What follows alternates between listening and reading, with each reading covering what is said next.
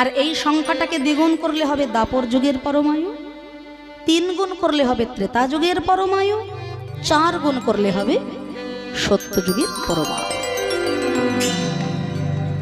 তা আমরা বলি না কলির সন্ধ্যা, তাই তো এত অনাচার এত অবিচার। তা কলির সন্ধ্যা তো দূরের কথা বাবা, কলির সকালটা কেমন হয় সেটা এখনো আমরা দেখিনি। 4,32,000 বছর যদি কলিযুগের পরমায়ু হয়ে থাকে, তার মধ্যে থেকে মাত্র 5,000 বছর বিগত হয়ে গেছে, তাই তো? 5,000 বছর আগেই তো ভগবান কৃষ্ণ লীলা করেছেন বৃন্দাবন দাপর যুগে। তা আমরা বলছি কলির সন্ধ্যা, কলির সন্ধ্যা। কলির এখনো সকালও দেখিনি আমরা।